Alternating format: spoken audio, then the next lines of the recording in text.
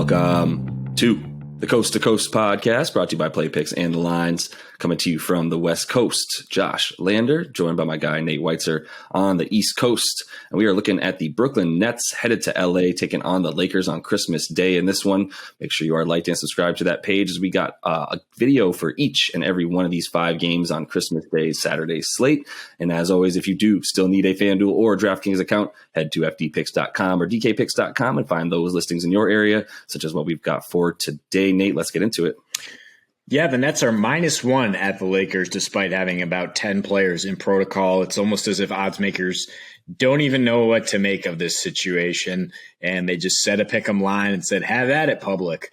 But the total has risen a little bit to 226. The Lakers have just been abysmal on defense lately, so we will look at what that total implies. But quickly checking out the other 4 games today, which as you mentioned, Josh, we have a video for every Christmas game. We have Hawks +6 at Knicks with a total around 211 there. The Celtics are +3 at the Bucks, total around 219. We're waiting to see if Giannis will be cleared to play in that one. The Warriors are +6 without 4 of their key guys at the Suns, total 217. And then the Mavericks, without several key guys as well, are +12 at the full-strength Jazz.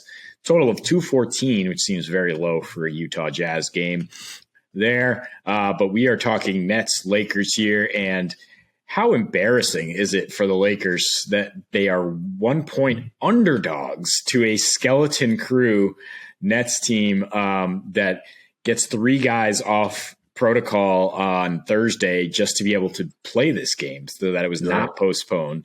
Yes, James Harden is one of those guys, and he is certainly an excellent offensive player along with Patty Mills. We're looking at a starting lineup along with them, I believe, of Paul Millsap and Blake Griffin and Nicholas Claxton if they want to go big against the Lakers.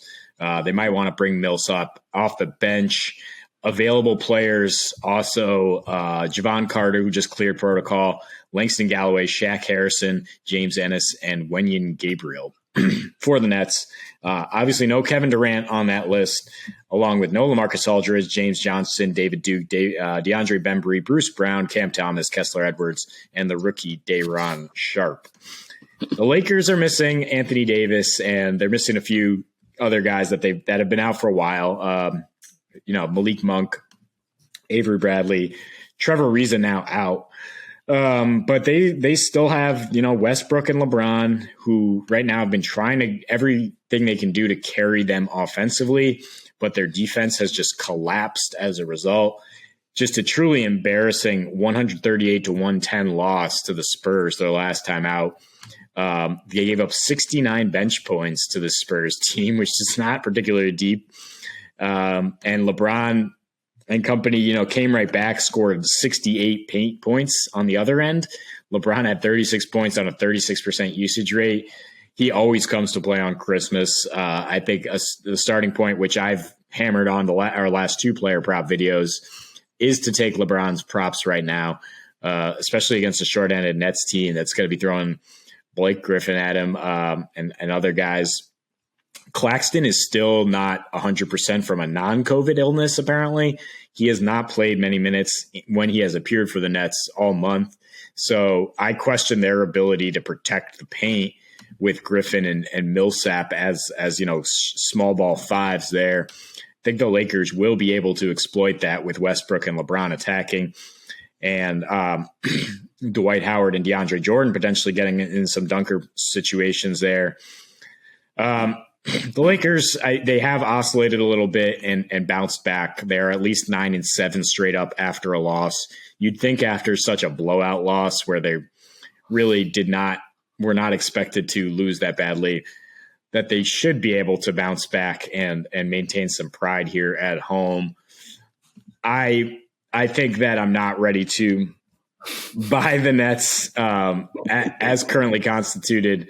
I think that so much of them winning shorthanded was what Kevin Durant was able to do, and that James Harden, while he is a game-changing offensive presence, can't do the same things as Durant.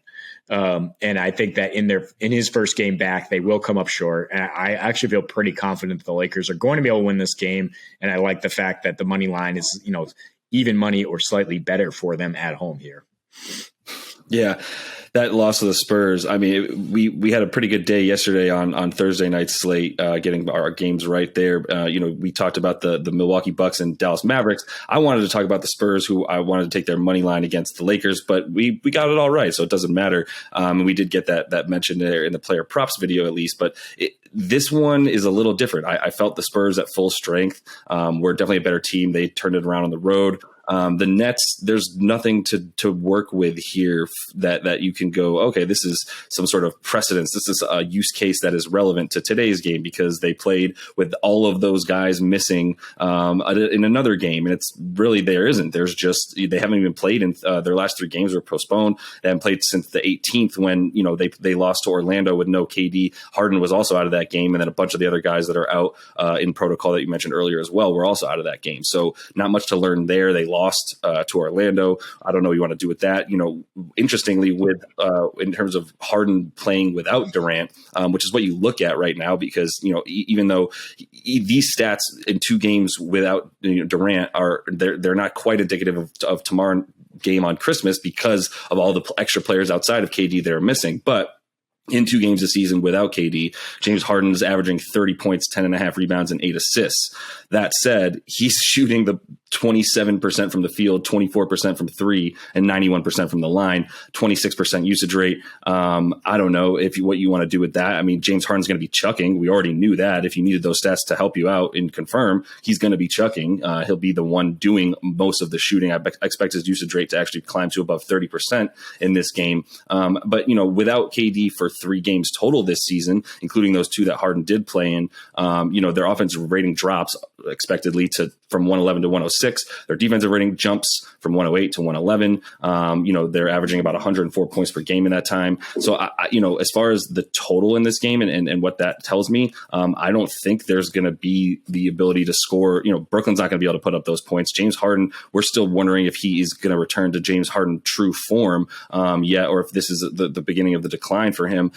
So 226.5 points in this one, dropped from 233, when this game came out months ago, but 226.5 is too much, period, point blank. And for LeBron and company, he can score 30, Russ can score 30. I still don't think they're going to get above like 110 at that in that time frame. So, I think under is my favorite play here. I do like the narrative of the Lakers being able to come out and have some pride in the performances that they put out lately, and the fact that there is something to be taken advantage of here, considering that the Rockets, as you mentioned, are playing their G League team with James Harden and a bunch of veterans like Paul Millsap. So, I like the Lakers more so, especially as underdogs at home. But I'm not going to take them. And I've been saying this for weeks. I'm not going to bet on the Lakers if you gave me money to do it with. I would just spend it somewhere else. So, I'm not going to put money on them. But I do love that under 226.5. I would bet that down to like 222 if it keeps dropping, which I don't think it'll continue. I think you can just grab it now and feel really, really good about it.